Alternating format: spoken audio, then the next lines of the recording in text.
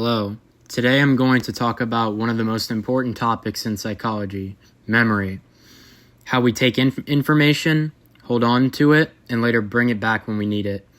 I'm going to start with the three main processes involved in memory: encoding, storage, and retrieval.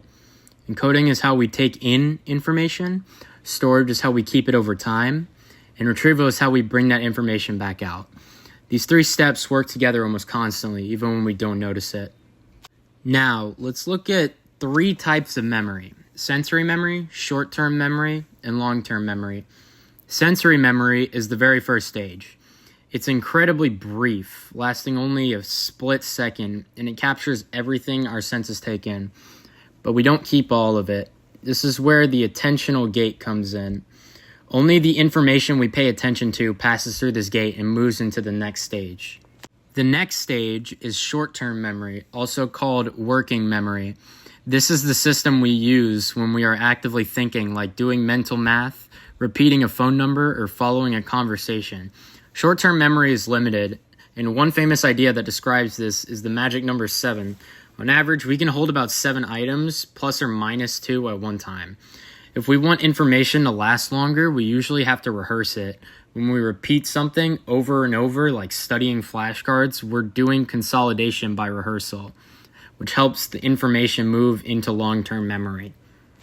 Now we get into long-term memory, which is basically our mental storage warehouse. It has 2 major categories: declarative, also called explicit memory, and procedural, which is implicit.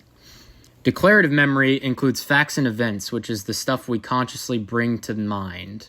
This divides into episodic memory, which is memory for personal experiences, and semantic memory, which is memory for general knowledge and facts. Procedural memory, on the other hand, is memory for skills and habits like riding a bike, for example, or typing. We don't usually think about these steps consciously.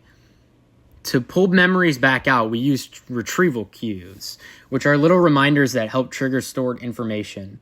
There are several important kinds of cues. One is priming, where exposure to something influences how quickly or easily we recall related information. Another is context dependency, which means we remember things when we are in the same environment we learn them in. There's also state dependency, where our internal state, like mood or level of alertness, helps cue memories. Finally, the serial position effect describes how we tend to remember the first and last items in a list better than the middle. Now, let's look at the biological basis of memory. 2 key brain structures here are the temporal lobe and the hippocampus.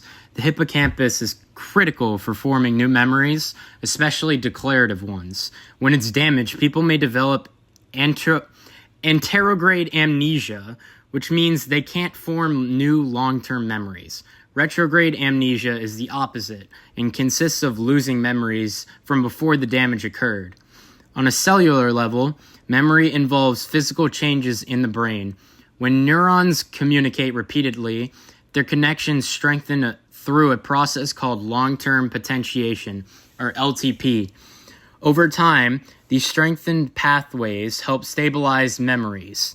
This is also related to synaptic growth, where neural connections become more efficient the more we use them.